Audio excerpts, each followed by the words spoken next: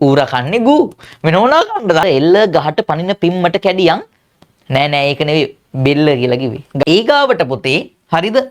මේ සත්තු වගේ නෙවෙයි ඊළඟට එන එක තමයි අලියා. හරිද? අලියා. අලියා එන්නේ පුතා අස්වැන්න හොඳට පීදිලා ගහ ලොකු වෙන කාලෙදී. අලියා එන්නේ හොඳේ. හරිද? කිරි වදින කාලෙදී අලියා එනවා මේ අස්වැන්න. හැබැයි අලියා හරීම හොඳ සතෙක්.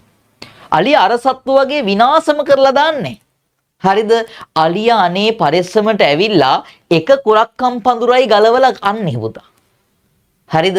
ඔව් අලියා හරීම ප්‍රවේශමට ඇවිල්ලා එක කුරක්කම් පඳුරක් ගලවලා කනවා. පැල 30ක් විතර පෑගෙන එක වෙනම කතාවක්. හරිද? අලියා පරිස්සමට එකක් කනකොට 30ක් විතර පෑගිලා. ඉතින් එහෙම තමයි අලියා. හරිද? ඔය වගේ අලි 5 දිනක් විතර හේනට ආවා කියන්නේ පුතේ ඉතින් බුදු සරණයි දෙපි හිටයි. පහට රෑ වෙන්ට එන රිලවුන් ගොල්ල කහට කන්ට පාමින් එන බලු වල්ල.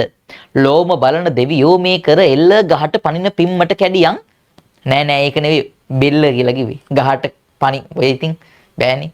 ගහට පනින පිම්මට කැඩියම් බෙල්ල.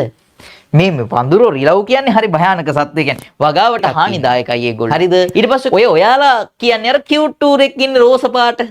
රෝස පාට කියුට් ඌරෙක් ඉන්නව නේද? ඌට කියන්නේ චීන ඌරා කියලා.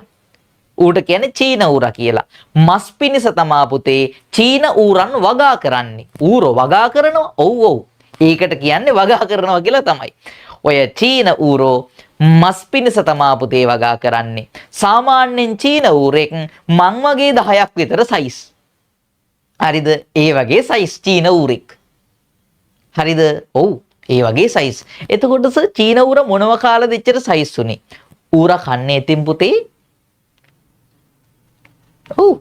ඌරා කන්නේ ගු. වෙන මොනවා කන්නද? හරිද? ඉතින් එහෙමනේ සයිස් වෙන්නේ. දැන් කෙට්ටු අය කලබල වෙන්නේ නැහැ.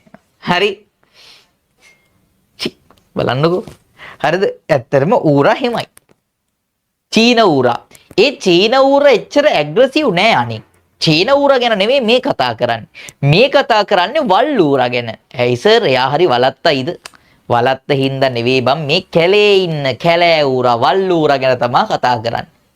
වල් ඌරා කියලා කියන්නේ පුතේ සිංහයෙක්ට කොටියෙක්ට වුණත් බය නැතුව ඇටැක් කරන්න පුළුවන් තරම් නිර්භීත සත්වෙයි.